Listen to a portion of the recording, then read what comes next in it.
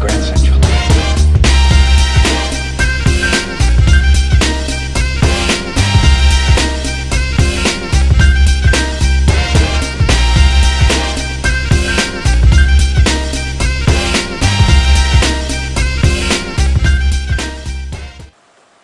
Hey YouTube, how you doing? This is Raj here, and I'm back with a fragrance review today on an eau de toilette called Dzing by the house of L'Artisan Parfumeur. The fragrance came out in 1999 and was created by Olivia Giacobetti.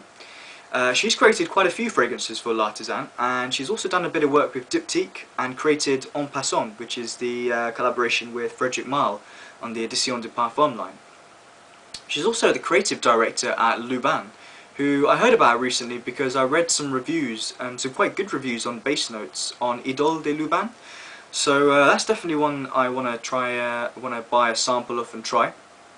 In terms of the sizes of the fragrances, I have it in the 50ml version, but I couldn't see it on the L'Artisan website, so maybe it's out of stock or they don't produce it anymore.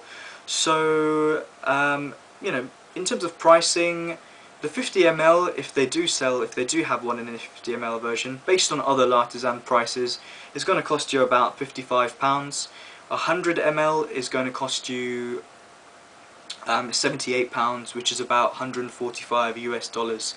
So it's definitely up there with in terms of a price for a fragrance. But in terms of a niche fragrance, which is what L'Artisan produce, they're not that expensive, or they're relatively cheaper.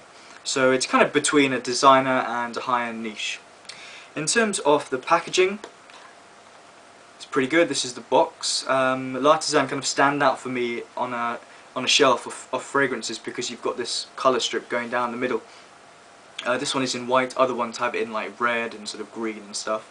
And I don't know if you can pick it up, but at the top you've got a circus lady straddling a tiger. Now that's quite quirky, and L'Artisan do a lot of quirky designs, I found, and interesting names.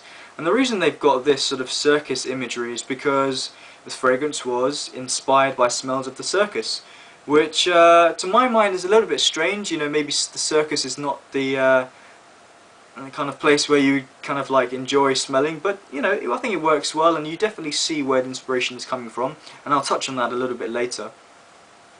Down the side you've got Dzing with an exclamation mark, which kind of adds to the quirkiness.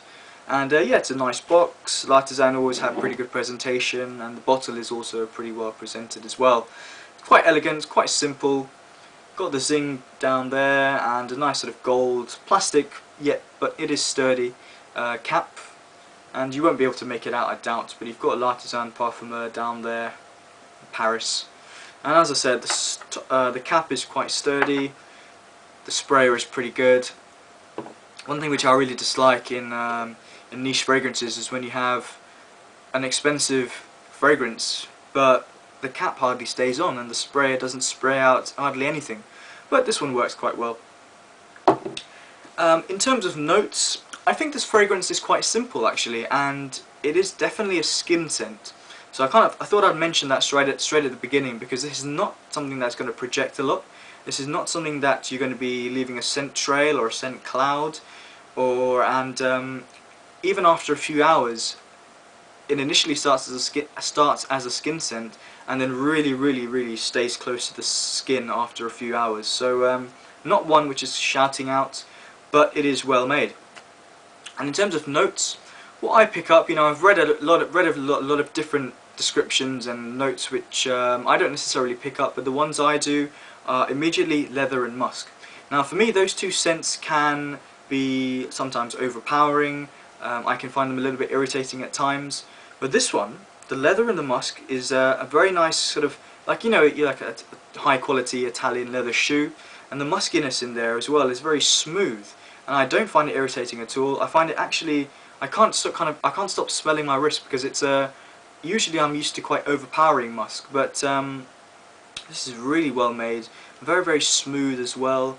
And musk is a scent I'm starting to appreciate recently as well, and it's done really well here. It's also sort of, after about an hour or so, you get a nice woody scent in there as well. I don't know what type of wood, I couldn't tell you what it was, but it adds another dimension to the fragrance. And after a while, this is pretty much what you're left with. You're getting that woodiness, that leatheriness and muskiness, but nothing is sort of jumping out. Nothing is done in too much of a concentration, and you get that for a few hours. Now at this point, I'm starting to think, you know, is this fragrance getting a bit repetitive? Is there anything else which is going to come and join the party? And you do get a couple of scents which I can identify which come along. And the first one I pick up is a sort of sweetness, a sort of vanilla-y scent. I've heard it referred to as caramel or toffee, but I get vanilla. On the top of this box, it actually says, the description is a fiercely sweet perfume, leather, woody and delicious, a real skin perfume. I wouldn't describe it as fiercely sweet. I think, again, like the wood, like the leather, like the musk, the vanilla is in there in a sort of it's very low key. The concentration doesn't seem to be too much. It just adds something different, you know. And again, vanilla is a scent I've really learnt to appreciate, but at the same time I understand that if it's done in too high a quantity it can be quite cloying and again quite irritating. And sweetness is not something which I think should be done should be overdosed basically. And this is just done in a nice blend, and it's really sort of, it kind of reminds you of a sort of a baked cake, as if, like, you know, you go into a kitchen where somebody was making a cake and they've taken the cake out of the kitchen, and after about an hour you've left with a bit of a vanilla scent in there wafting around the room. That's pretty much what I get. Then a sort of another fragrance, which is the fourth fragrance which I pick up in this entire composition, is a sort of a strange one, and I think this is where the fragrance can be, a lot of people can be turned off by this fragrance. And you get, you know, when you go into a library and you pick up an old book or a book which has been sitting there for a while, and you get that sort of dusty scent, that sort of a very musty old typical library scent.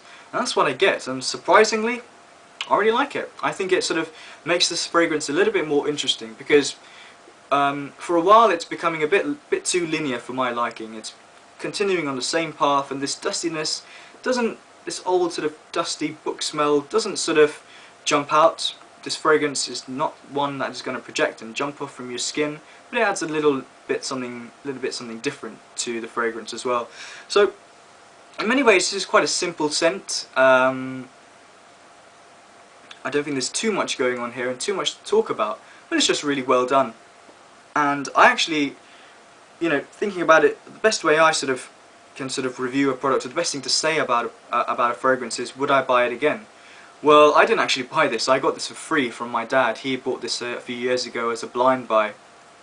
He didn't really like the leatheriness to it, so he passed it on to me.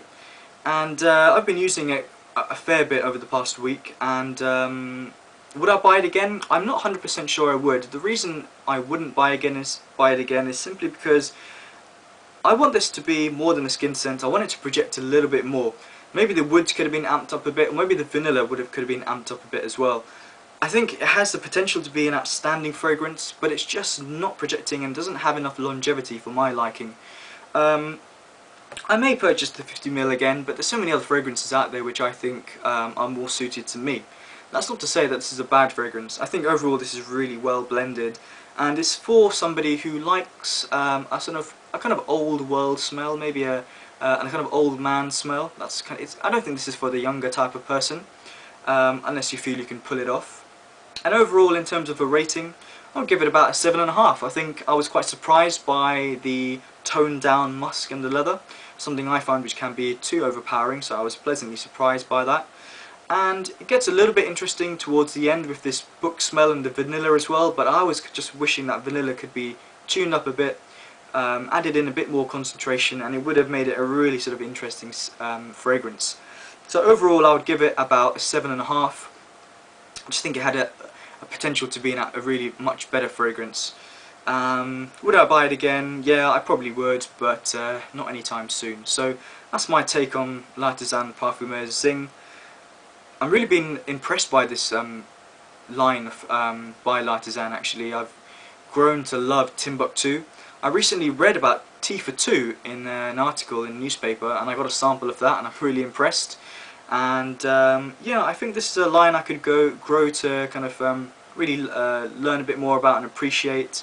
They do a lot of quirky fragrances, and they have an interesting background to a lot of the fragrances. You know, you hear a lot of fragrances where they've got inspiration from some sort of old world ritual in an African country, and yeah, I could get. I'm really enjoying L'Artisan fragrances. So thanks for watching, and see you next time. Bye.